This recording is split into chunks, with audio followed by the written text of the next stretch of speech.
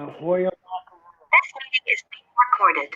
episode 61, our first episode of 2022, and we couldn't think of a better guest to have to start us off in the new year. Happy New Year to everyone, first and foremost.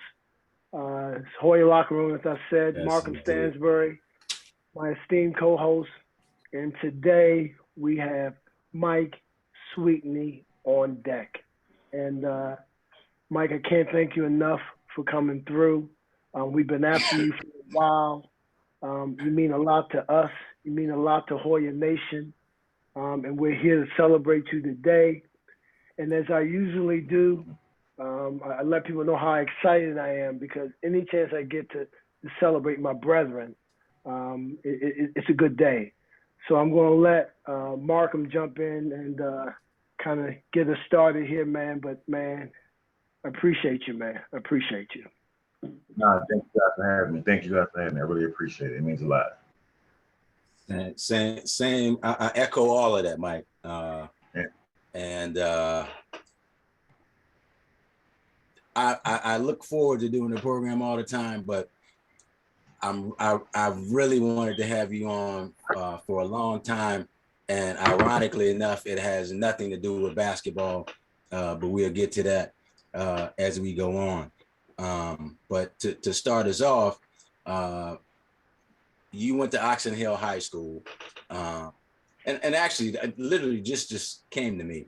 When I was at Georgetown, we had a guy, my senior year, his freshman year, by the name of Mike Tate. Do you know Mike Tate by any chance? Yeah. So I've never gotten a chance to meet Mike Tate, but I heard all the amazing stories about him. I know his stats, and like he was one of those guys. Once people told me his numbers, I was like, I got to try to catch him, but I never could though. But What? great player. You didn't catch him? I'm shocked. Not the Oxen Hill numbers now. Okay. Well, how did you end up at Georgetown from Oxen Hill? That's an interesting story. So I verbally committed to Georgetown. Was it beginning of my sophomore year? Big John had we was playing Gonzaga, and at the time Gonzaga had I want to say Roger Mason and a guy named no, I'm sorry, it wasn't him. It wasn't. We was playing Good Counsel, and they had no, it was Gonzaga. They had a big guy named Pat Mitchell. I think that was who he went to. A guy named Pat Mitchell. So he was like one of the best big men in the area. So I thought John was there to see him. And so I was like, wow, that's John Thompson. By the way, I've never heard that name, Pat, whoever you just said. So that's funny. Yeah, it's like big 6'9" guy. I forgot what school he ended up going to, somewhere in Virginia. And I thought John was there to see him because he was like the best big man in the area at the time. And after the game, my father was like, hey, we're going to Georgetown, this weekend for an unofficial visit. I'm like, really? For what? And he's like, yeah, John was there to see you. I was like, wow. I was like, really? I was like in disbelief because that's my first like any type of college interaction, interesting. Had to be Georgetown. Who I, as a kid, I grew up a Georgetown fan. I was, with the Georgetown game as a kid, so I used to watch JYD and all those guys. So it was amazing to, for him to say, hey, I want you to be a part. So I went down there and we sat and talked for a long time in the office, and I committed on the spot. My father was like, whoa, too soon. I was like, nah, this is where I want to be. Like, you understand, as a kid, I wanted to be a part of it. I wanted to be that next big man that can come out. So I was like, for me, I don't want to hear nothing else. I ain't taking other visits. I didn't entertain no other schools like that. I was like, this, from my sophomore year, I knew Georgetown where I'm going. So you didn't take any other visits anywhere? Not one. I really committed my sophomore year, beginning of my sophomore year, and ever since then. And everybody thought I was the craziest person on earth. Like, why didn't you take no visit? Like, nah, you understand? Growing up, I watched something and I knew what I wanted to be a part of. I was like, look, I want to be the next big to come out. So Markham, I want to interject here because I didn't take any visits either. And when Big John showed up to our games at McKinley Tech, I didn't even think about him coming to see me. I just figured he was there to see Billy Martin. So the fact that a lottery pick and myself share that just speaks to, how powerful, the program is. But it also speaks to how special Mike Sweetney is. So I just wanted to interject that because I have my I'm own. glad you did. I'm glad you did, but Yeah. because you've often talked about how you only had one other offer. But I'm guessing, Mike, were you, even though you had made that commitment, were people still trying to recruit you and trying to get you to change your mind, take a visit?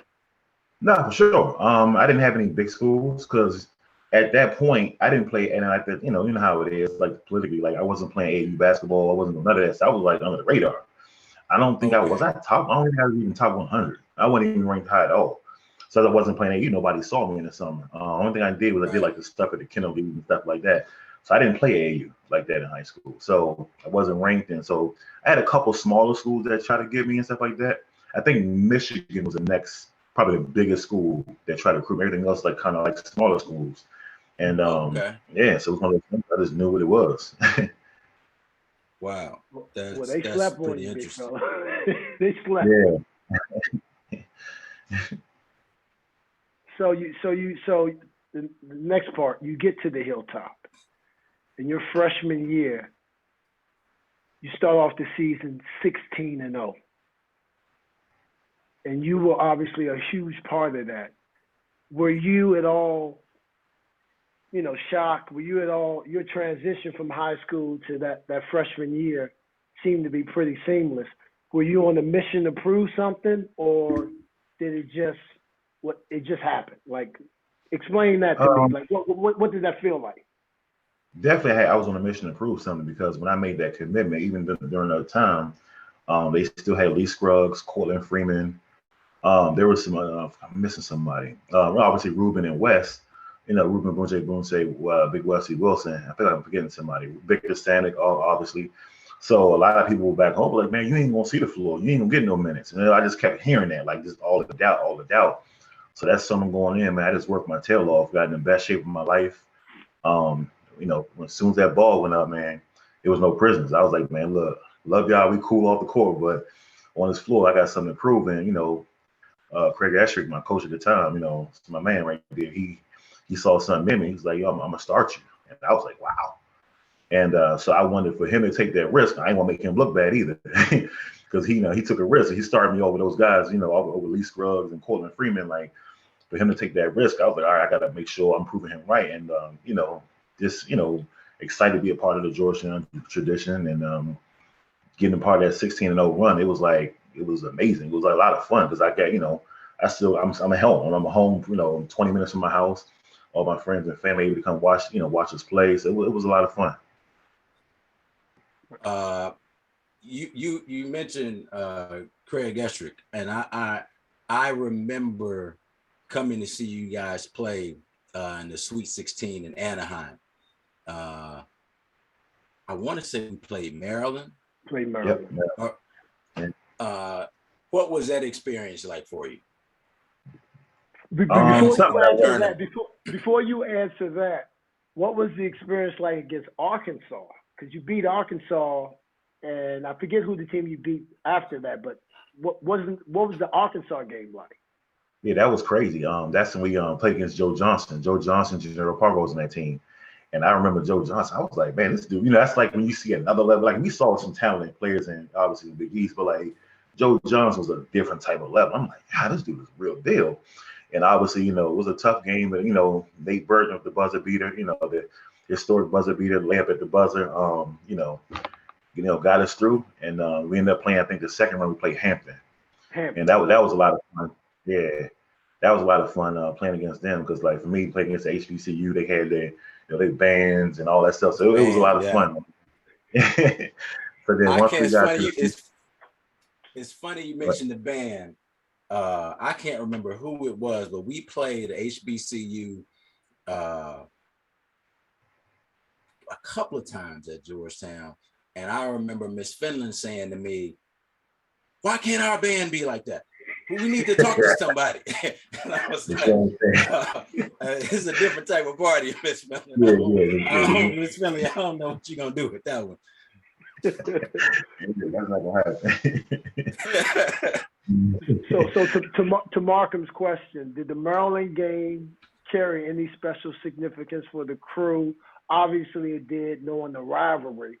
but just for you personally, was that something that you found yourself getting a little bit more amped for?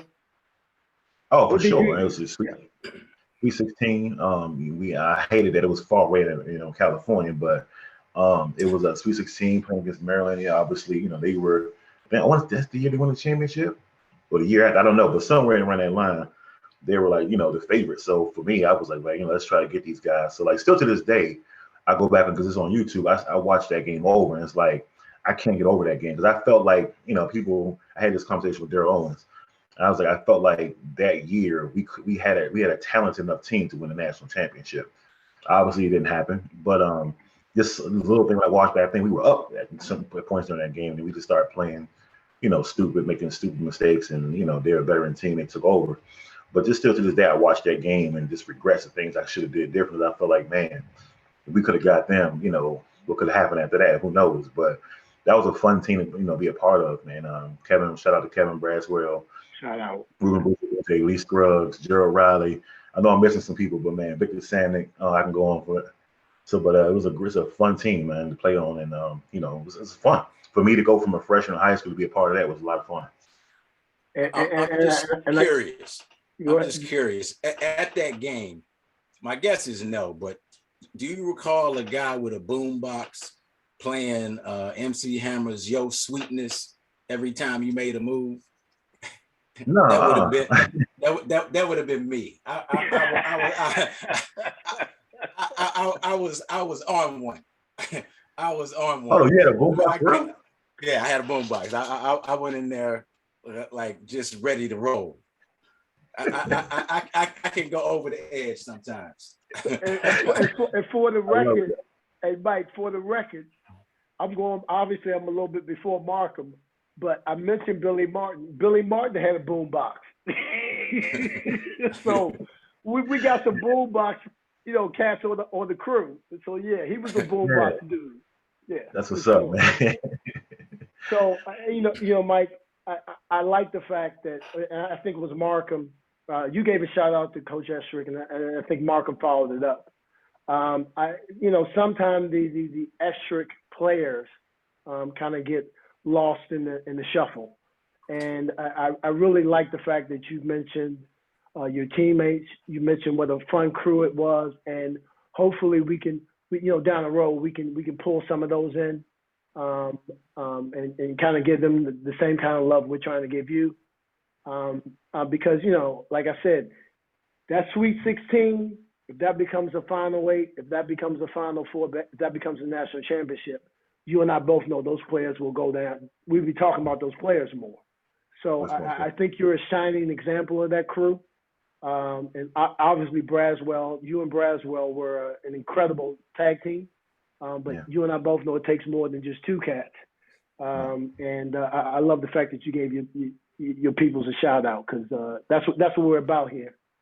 Giving everybody what doing great. It was a good Kevin Braswell. If you looking at Hoya locker room today, Kevin Braswell, we're trying to get the prettiest point guard ever in the history of Georgetown on Hoya locker room. So come on through. Exactly. So I do want to, nothing about you, Mike, speaks to someone who would, rest on his accolades.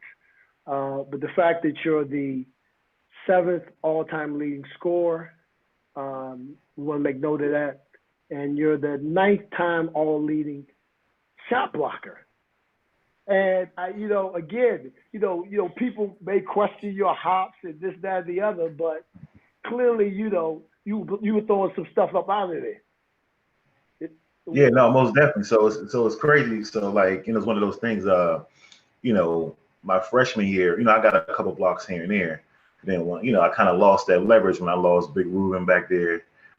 Lee Scruggs is gone. So like, coaches challenged me. Coach Ed Spriggs and Mike Riley, they used to be on me a lot about defense, because all I wanted to do was score. I ain't care about that.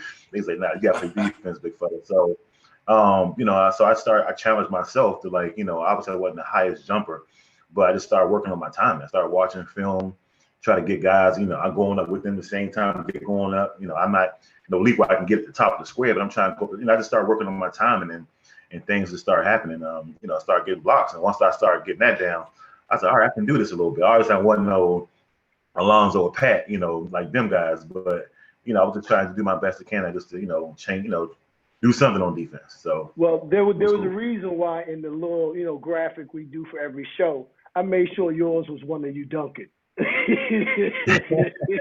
Yeah, because like you won't catch many of those. I was one of those below No, the I rim just players. wanted to just let people know he will dunk on you. I just had to let them know. I appreciate that. So Mike, now you are at Yeshiva College coaching. What happened to take you from NBA lottery pick to where you are now? That's a great question. Obviously, you know, people will get into that, you know, at some point later, but everybody know my story of like what happened. So I was just, you know, kind of like, you know, down, like going through my depression and going through everything I went through. I literally quit basketball. I quit basketball after 4 years in NBA. A lot of people don't know. A lot of people think I was kicked out of the league. Not kicked out, but I just wasn't offered. But people that agents, and they know that I still could have kept playing. But you know, my depression was that bad. I had to step away from the game of basketball and get myself together. And during that time, I had a good friend, Tamir Goodman. They called him the Jewish Jordan. He was, you know, one of those people. Besides my other friends, he was always in my corner, just talking to me, checking in, this, that, and the other.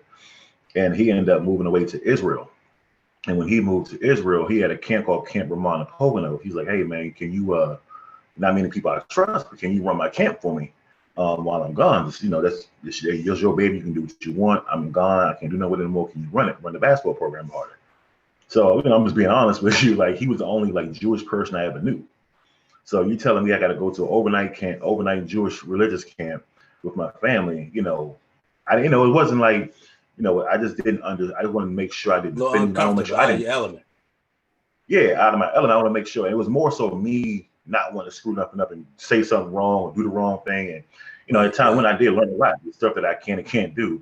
But it was a great experience. They understood my comfort. They took me in.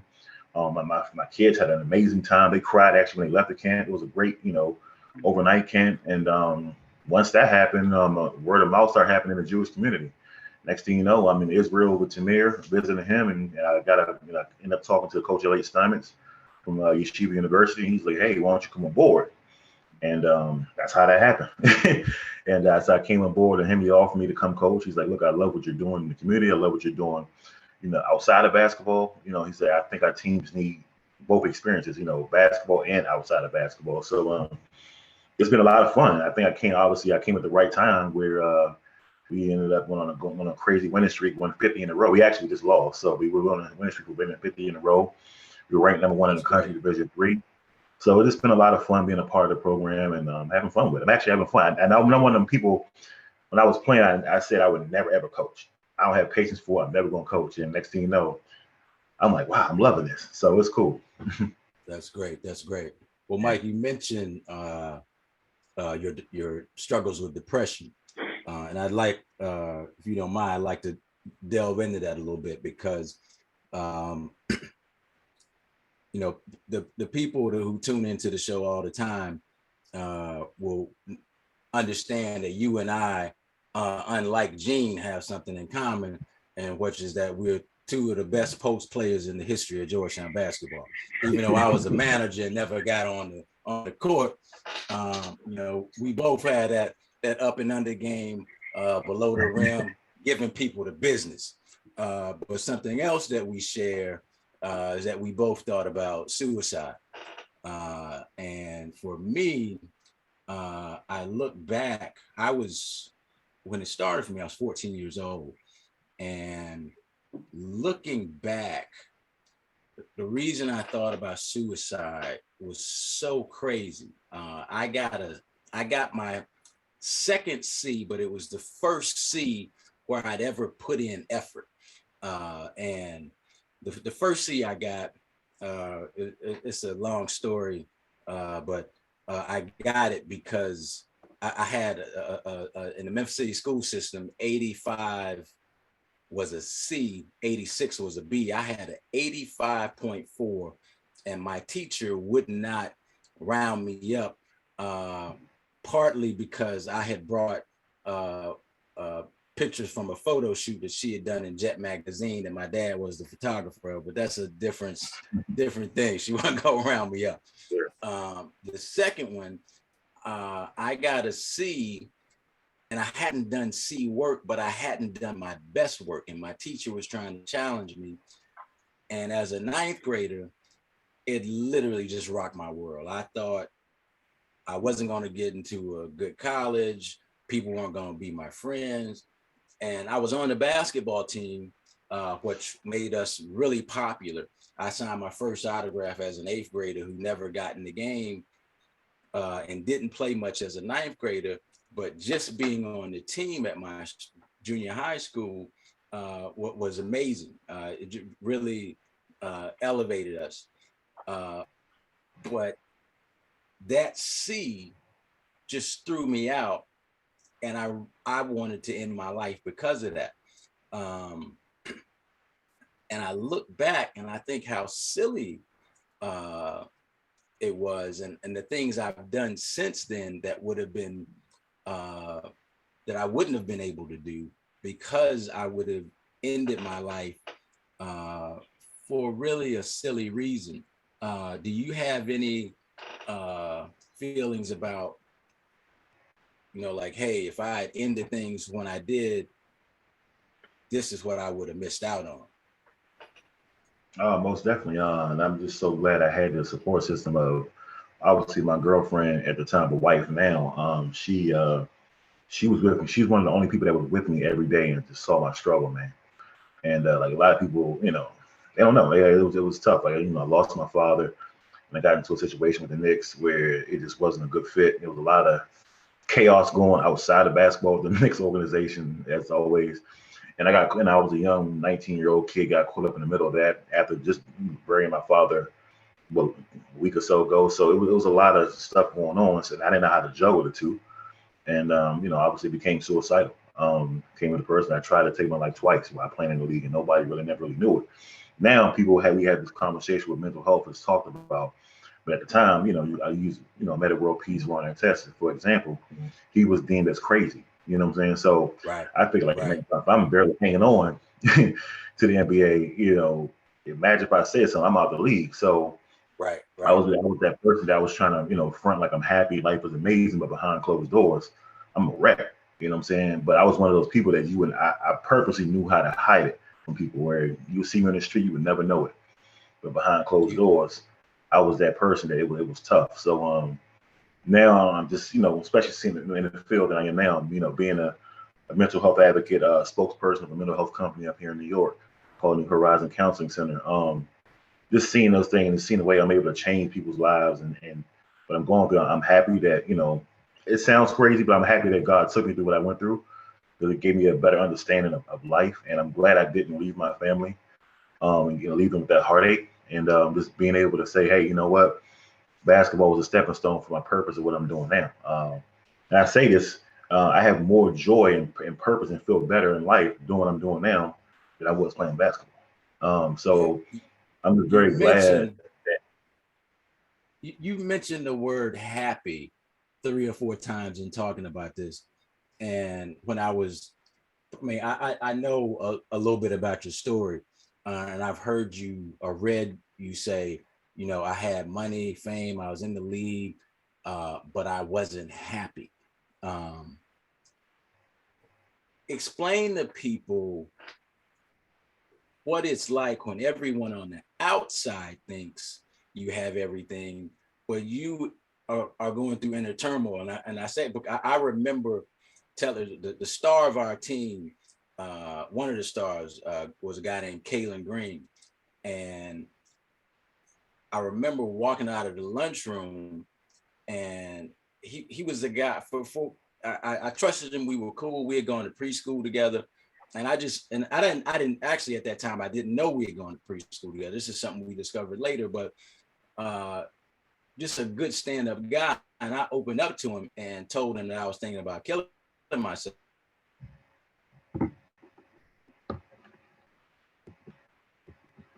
So you paused, Markham. You okay? Markham. Yeah, I thought that was me for a second.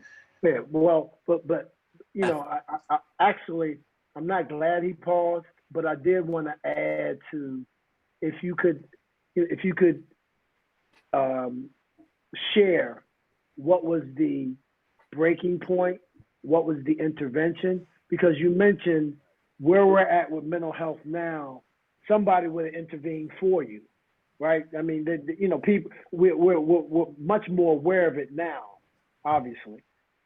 What was for you um, the breaking point, and where did the intervention come from that allowed you to be able to address it? And again, I want to um, I want to pay respects to your dad because you mentioned him from the rip, you mentioned him from the start, so I can only imagine, you know, not having them there to provide that for you. So if you could share with us what was that intervention point, what was that breaking point, and then, you know, get back to where Markham was going. Markham's line of questioning.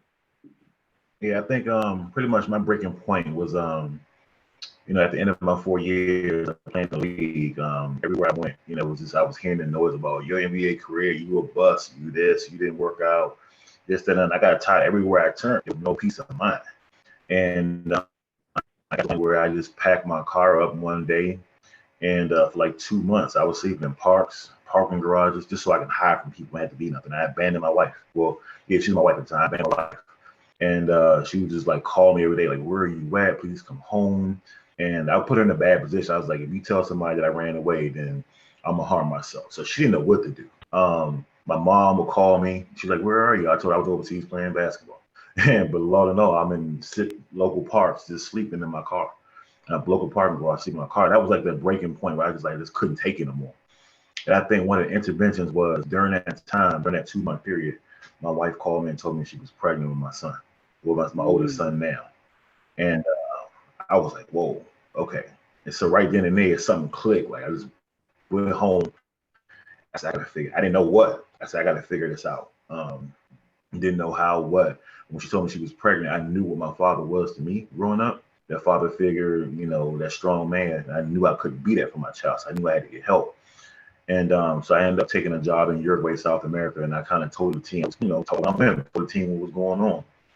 And they said, we got somebody for you. And I had a good person that I kind of got my spiritual connection back. They prayed with me every day. We had good conversations, and I was able to accept my father's death. You know, because for years, even when I was playing the league, I would call my father's phone just to see if he would answer the phone. I didn't want to acknowledge it and accept it. And so I would call, you know, so I finally accepted my father's death. I accepted that my NBA career was over, and it's time to move forward to the next phase in life. And once I accepted those things, got that burden off, and I didn't care what people thought, I was able to do that in another country. So when I came back to the States, I was like, all right, man, you know, it is what it is at this point. And then like as soon as I came back, my son was born. And then you know, I did an article with the New York Post, and it went viral about talking about my depression. And that kind of gave me my purpose. And everybody started reaching out, telling me their testimonies, their stories, and I started speaking everywhere. And I was like, okay, this is where I need to be. This is my next step in basketball. So that was my breaking point, and my intervention was like when I got that phone call saying, "Hey, you have a son on the way." I was like, "All right, I got to fix this." And I sit here and say, was it overnight? No, it took me a couple of years to like really start feeling like normal again. But I started knowing how to get in direction and going in the right direction. Got you. Markham, are you back on? I don't know. You tell me. Yes. Am I here? Yes. Yeah. I apologize for that. I don't know where I went out, but I heard you talk about your son being born as kind of your turning point. Another commonality we kind of share. I don't have kids, but it wasn't something within you. It was outside of you. For me, what stopped me was 2 years later. In high school, I woke up religiously at 6 o'clock in the morning. For some reason, this particular morning, I woke up at 5:30, and my mother was talking to my father, literally in a pool of tears, talking about she didn't know what she would do if I killed myself. And that like I didn't realize. For me personally, when I was going through it, I felt like it was just all me. Like I got in that sea and I was the worst person and I was horrible because of that. And I was worthless. And I did not realize the pain that I was causing my mother. Um, and that was really uh, what turned it around for me. And I don't know how you feel about it. I almost related to the way alcoholics say, like every day is, you know, it's not like, okay, I did it, it's over with. You know, it's always, in the back of your mind, like, but now I like you, I've gone to counseling and worked through things.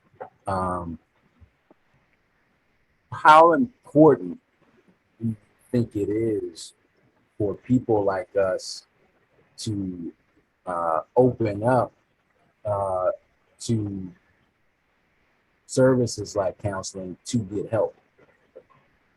I think it's very, very important. I think I'm glad the stigma is starting to change, especially in the Black community.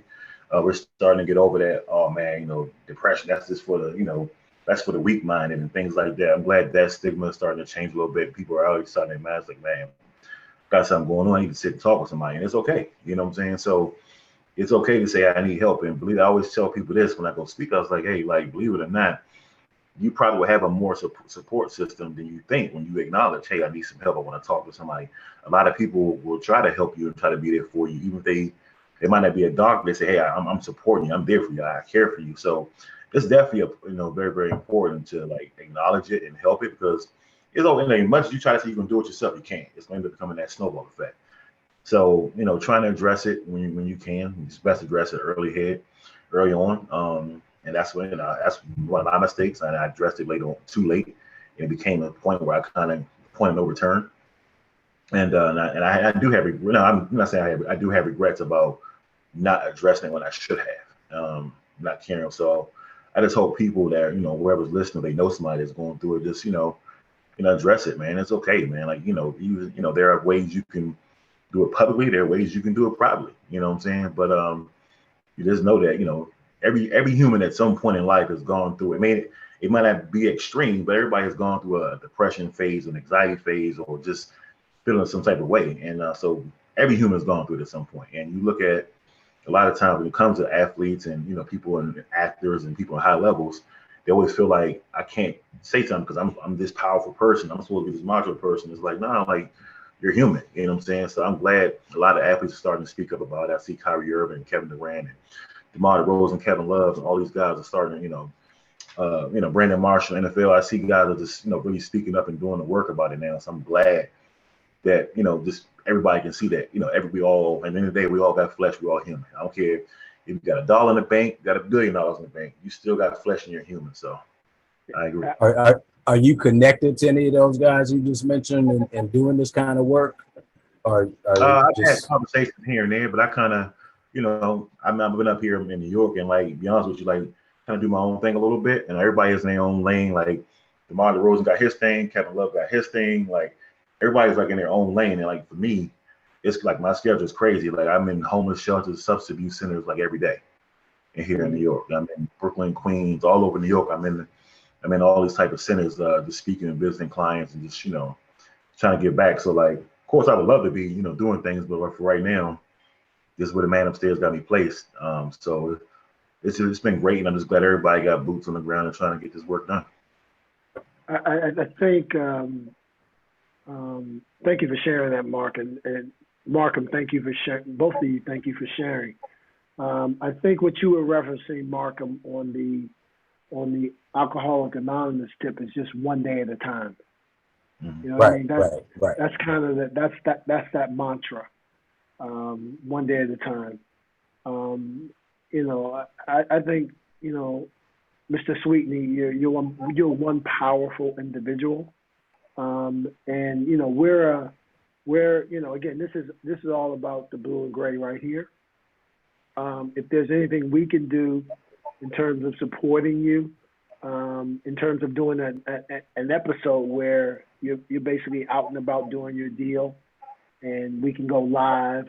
Again, this is what this platform is about.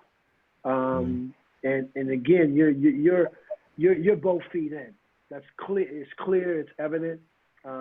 Your experiences are what they are. I just know your dad would be proud. As we are. Yeah, that's what I try to do. To keep his these lives. It's funny because I got a DM from this young lady.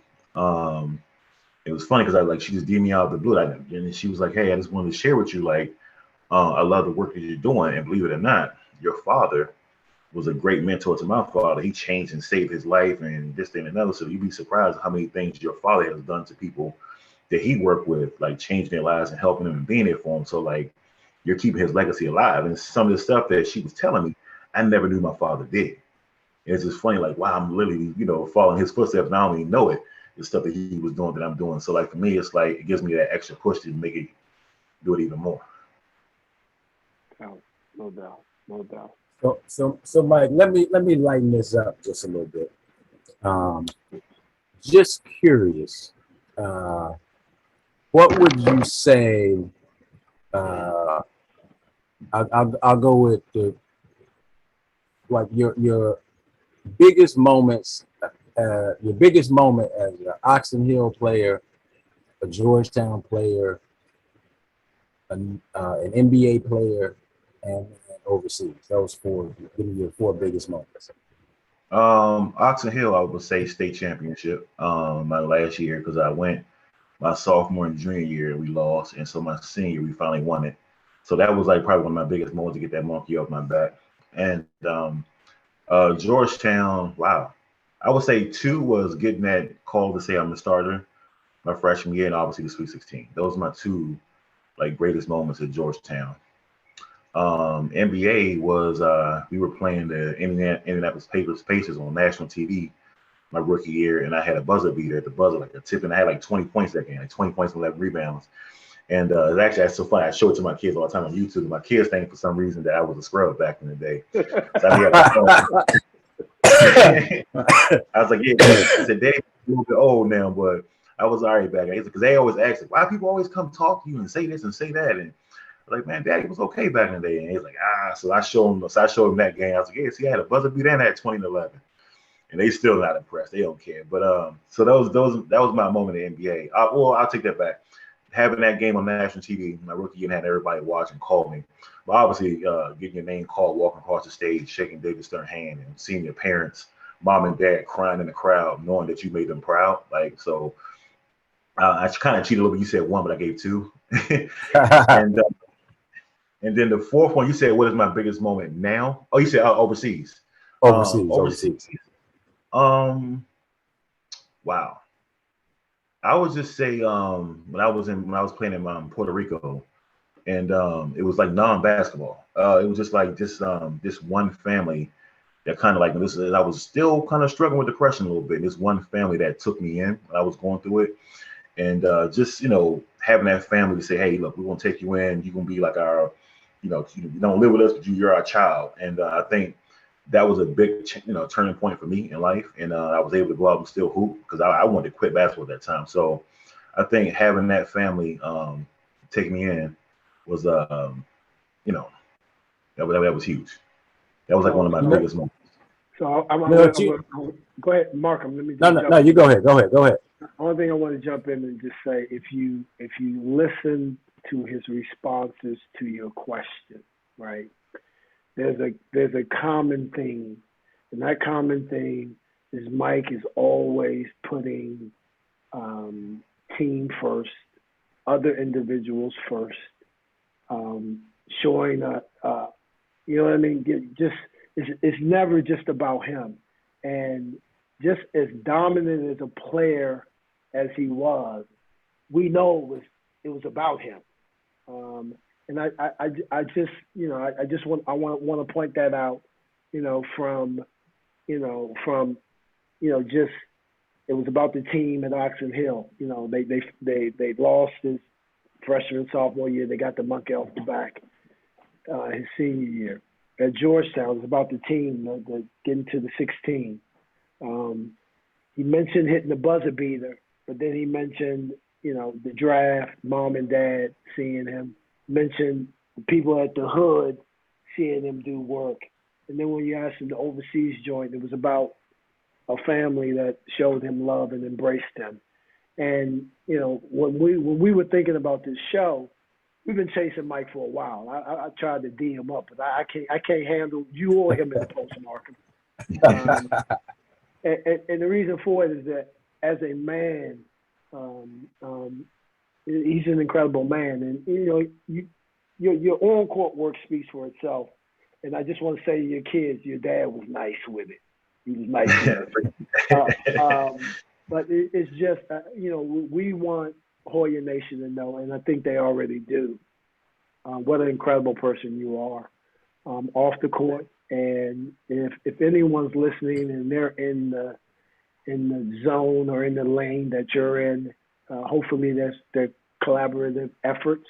And hopefully, Mike, hopefully if those aren't coming to you, you should be pursuing them. Because again, your legacy on the hilltop speaks for itself, and it should afford you that. Obviously nothing is owed to us, but by the same token, we're a family. We celebrate the past only as it relates to the future. We're not stuck in the past, but we know the future can benefit from our trials and tribulations and our journey. So we're celebrating you to the fullest, man. And it's you as a man. Your body of work speaks for itself. I just wanted to jump in there because Markham hogs the microphone, dog. So I had to.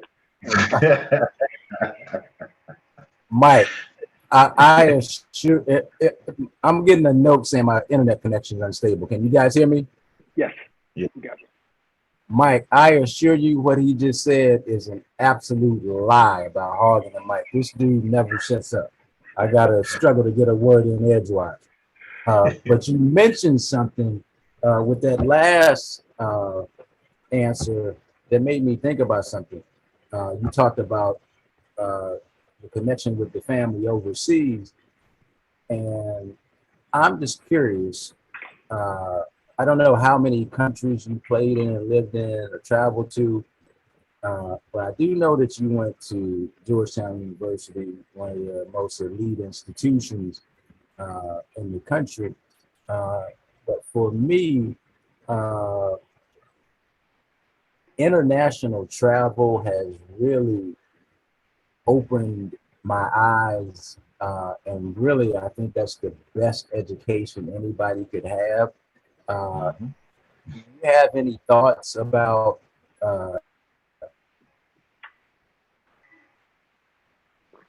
Okay, he stopped again, and I'm going to jump in. I think where he was going, and I've done the Gripper episodes with him, so I think where he was going was, your international experience. Are you back, Markham? can you hear me? I don't know what's You're going back. on. You're back. Hey, don't. What I don't was get me saying wrong, was I'm jumping in there. So go ahead. I had your back. what I was saying. That's great. I was wondering if Mike had any thoughts about international travel and education, expanding the horizons of a young kid from Oxen Hill, Maryland. Oh, most definitely. It's funny because I played in Puerto Rico, played in Uruguay, I played in China for like a month. The most place that kind of like humbled me a lot was Venezuela, and so I went to this. I was in Santiago. No, I forgot the name of the city I was in, and it was crazy because they had me, in this really nice hotel that I was living in.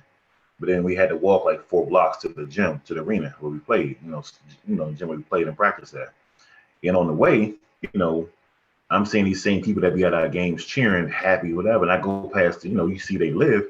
These people are living, I'm not exaggerating, like these hut type places with just a concrete floor and sheets. And they were like the happiest people in the world. I'm like, man, how are they so happy? And this is all they have. And it's just like, so when I got back to the States, I'm like, man, you put so much stuff on material.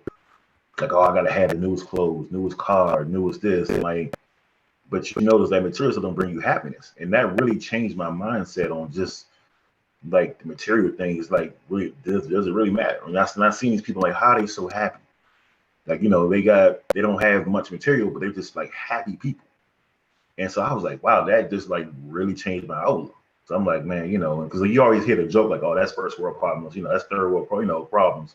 And people Right. complain about stuff. You actually see it in your own eyes, like, wow, like, these people got to go to wells to get their water, and like we're complaining about the water not being hot enough.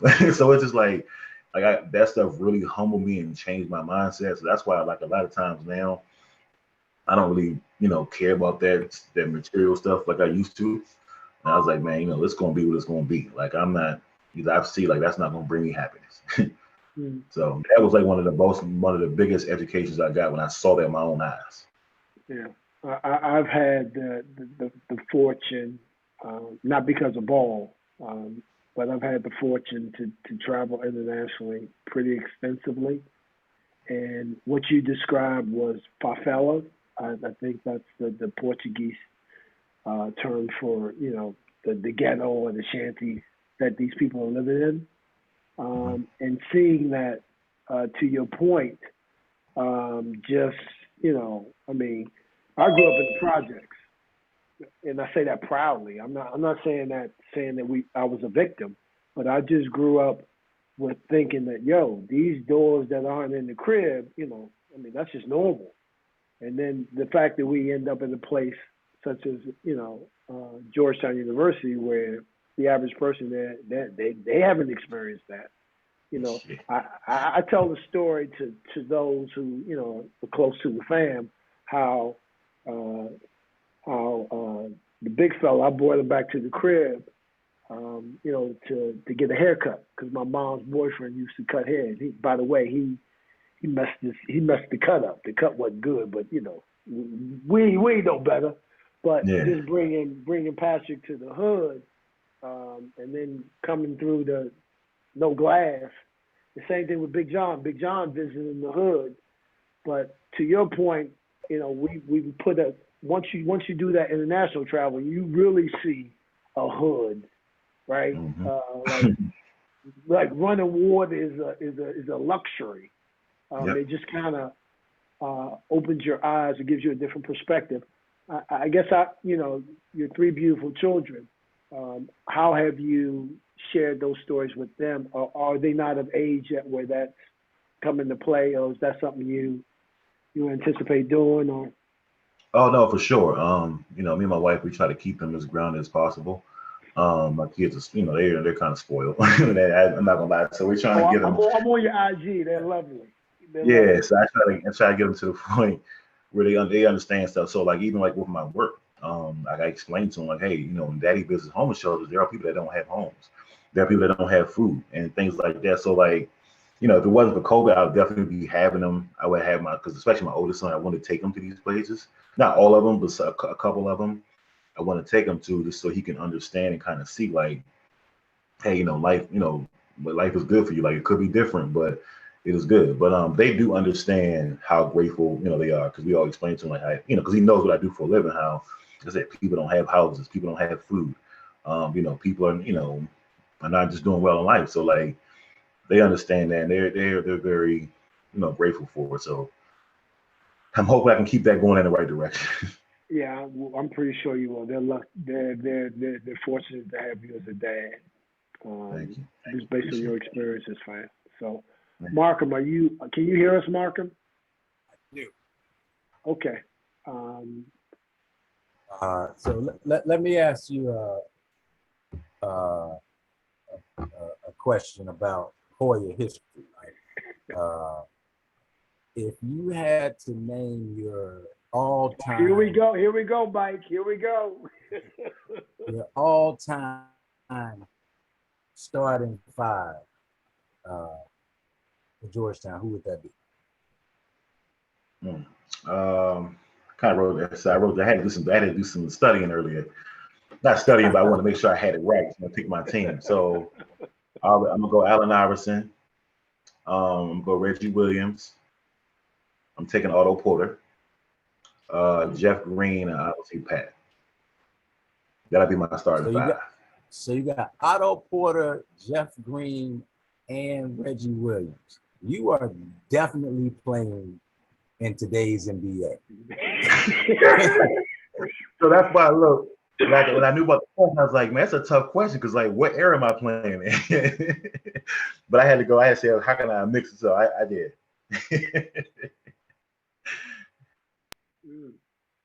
Well, I don't play the top five. I don't play that game, Mike. I leave that alone. I know is this. This is the only thing I add. Markham heard me say this. I'm coming off the bench, and I'm taking care of business. I'm getting my 5-10 minutes, and I'm coming off the bench to do what I do. So that's it. That's all I know. So whoever the top five is, that's cool in the game. I just know what I'm gonna be doing. If I got to pick a starting five, I'm gonna take that five. That's a decent one. That's a decent one. Spectrum Internet is horrible. I just want to say that. That's all right. I just want to say that. You did hear his top five though, right? So I heard him say Allen Iverson, Otto Porter, Jeff Green, Pat, Reggie Williams, and Reggie Williams. So here, this is interesting. Reggie Williams, 34. Somebody else on this panel wore 34. Why did you wear 34? Just curious. Shaq. He was with the Lakers at the time growing up, and I was a huge Shaq fan. I mean, I wanted to be like him, so that was 34. All through high school, I was 50. That was just a number they just gave me as a big man. They said, all right, here's number 50. I give every big man 50. But when I got a chance to choose my own number, I was like, man, 34. I want to be like Shaq. So was it just you wanted to be like Shaq, or you didn't want to be anything like Kemet Mawakana, who was Sam Jefferson at Georgetown? That's not fair. Well, only thing I want to add to this is we had Daryl Owen. No. Hold on. So, Mike, so you gave your starting five. Now, give me your all-time team. We never asked this question to anybody, but people can have a lot of like a lot of people will hit you in the head for having Otto Porter and Jeff Green and you're starting five and you don't mention Sleepy Floyd, some people like that. I didn't get to see. So look, so now when I'm getting to the rest of the team, here's what I got. I got Dikembe, Charles Smith, Sleepy Floyd, Alonzo. This is just me being biased. These next four. Greg Monroe, Chris Wright. Gotta give a shout out to my point guard KB, and Austin Freeman. So wait. So you just named 8. You're starting. Yeah, that was 8. That's cool. That's cool. We have extra scholarships sometimes. Somebody might start it. So now that's 13. That's 13 guys you named. And I am super, super confused. You put Alonzo, you put Dikembe, you put Pat, Chris Wright, Kevin Braswell, Sleepy Floyd. Did you say Charles Smith too? Yeah. You said Charles Smith. Charles Smith, Smitty. Shout out to Smitty. I know my audio's bad. Spectrum Internet is whack. But I didn't hear you say Mike Sweetney. I mean, out of the top 13, there's no Mike Sweetney. I didn't know you can include yourself in that. Oh, of course you can. Yeah. You don't even make the team. You don't make the I'll team. put myself. Yeah, I'm my fault. I'll put myself on the team. I didn't know that. I thought it was like. Would you be in the top 5? No, I'll come off the bench. I'll play the bench role. All right. You're not coming off the bench with me, dog. So wait. Here's one last question. Who is? Oh, his internet connection. He was on a roll too. Oh God, my internet is not going out. Okay, now you're back. Hold on. Everybody stop. I don't know if you can hear me. I'm leaving. I'm coming right back. So we all supposed to be. He's putting us on hold. So I know where he's going, Mike. We got a special guest sitting waiting in the queue, and just hold on. We coming to you. Hopefully Markham will get back in here, and if he can't get back in here, I'm gonna have to go on offense, which I'm shooting bricks. But I might have to go on offense, Mike, if he don't get back in here. But he's gonna be furious. But where we're going with this is that you're playing into this incredible person that you are. There's no way you're coming off the bench. And our special guest is Daryl Owens. How you doing? Okay, Markham's coming back in. Hold on one second. He's coming back in. I'm not gonna take his thunder. All right, Shay. Are you back in, Markham? All right. Hold on. Who was that number one Hoya? Who was it? I guess you gotta go. God, I can't believe This this. right? Well, I can hear you. You can hear me? Okay. Who was number one Hoya? Pat. I guess Pat is a no-brainer, right? Okay, great. That brings us to this fourth box now. It's frozen on my screen. I hope he can hear me. He can. We have I can hear. Man, his internet is killing his thunder. We have Daryl Owens. Hey, can y'all hear me? Can y'all hear me? Yeah. Fine. Yeah. What's up, fellas? What's happening, bro? What's up, bro? What's up, man? Hey, Mike, they brought me in here to talk about you bad, man. Daryl Owens, Mike, is on record is saying, I don't care what anybody says. The best Hoya in the history, whoever put the uniform on, is Mike Sweetney.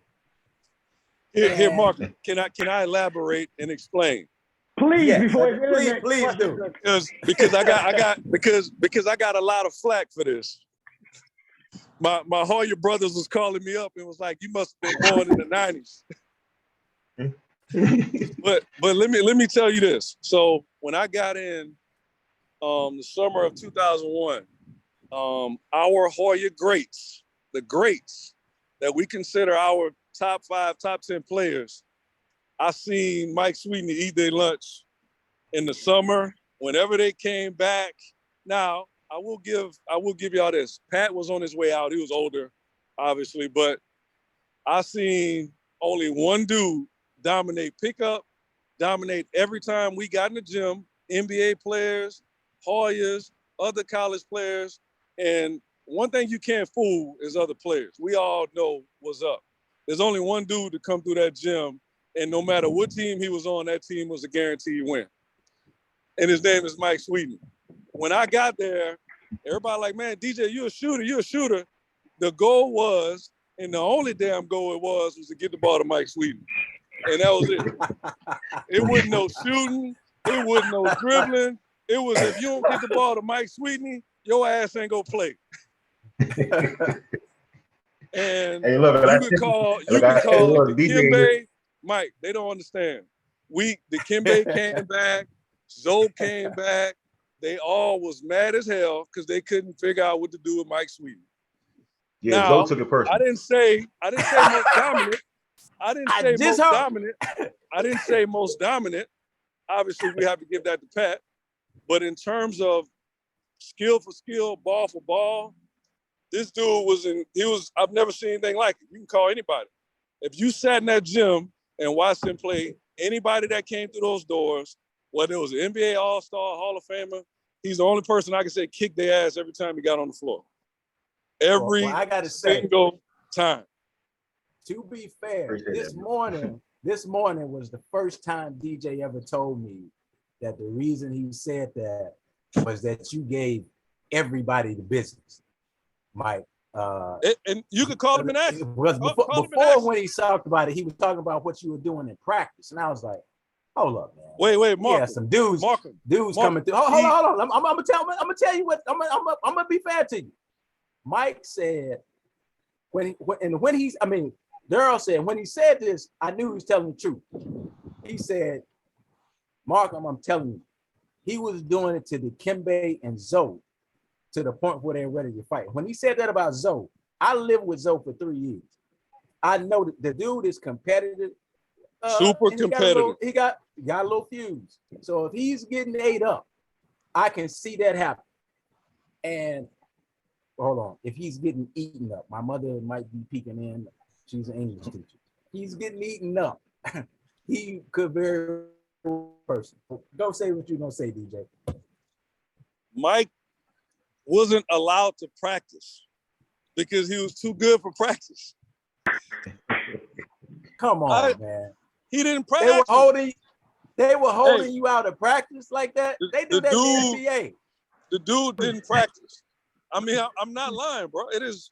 I mean, look, Mike, my man. We used to play one-on-one on the stage all the time, and the dude was, and I'm not saying it because he was my teammate, he's my friend. The dude was incredible. I mean, he was a walking and one. I mean, his up and unders, his up and unders, his touch. I used to just, I mean, I've seen dudes in the Big East just like they just was clueless. They didn't know what to do. I mean, he was like a ballerina at 300 pounds, man. It was unbelievable. I mean, it was incredible. So, and look, most Hoyas may not go on record and say this, but they were in the gym. They watched. They know the real. They know exactly what this man did. All of their greats and everybody that came through the. Hey, y'all know I ain't lying. Look, hey DJ, look, can you hear me?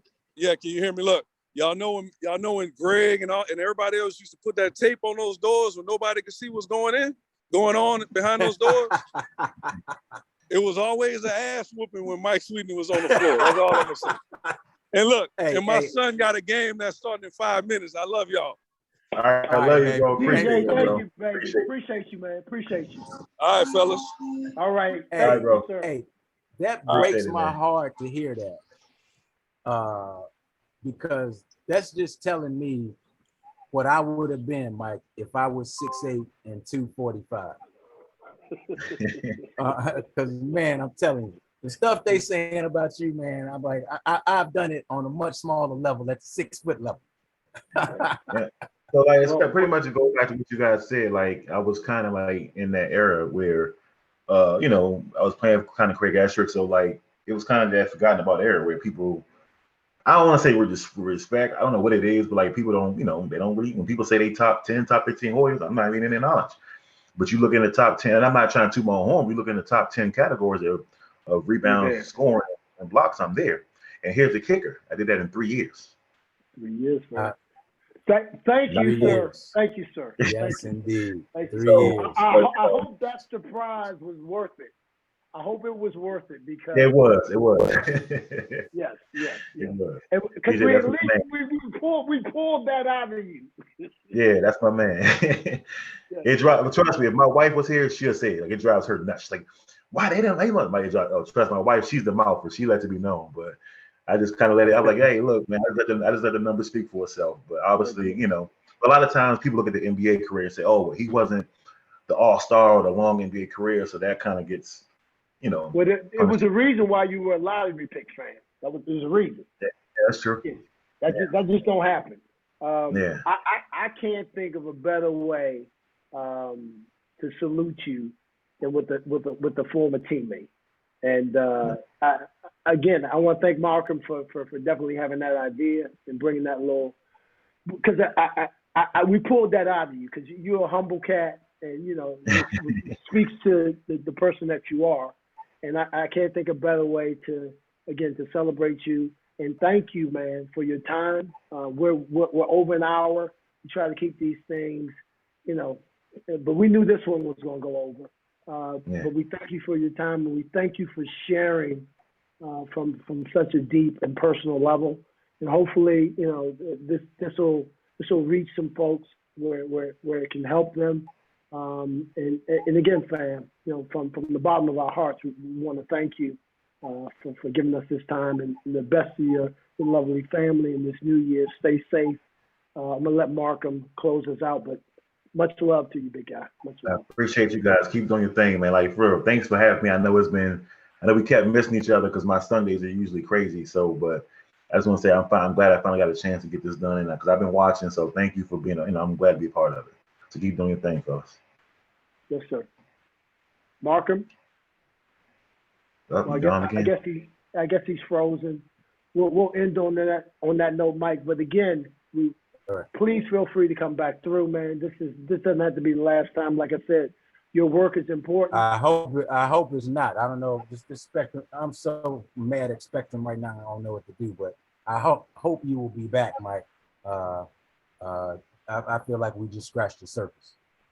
Most We'd love to have you again. Love to have you again. And Same here. Thank you I so appreciate much you both. for coming on. Appreciate you both. Hoya salute. And enjoy the rest of your Sundays, man. All right, you two guys have a good one. Blessings, man. Blessings. Okay.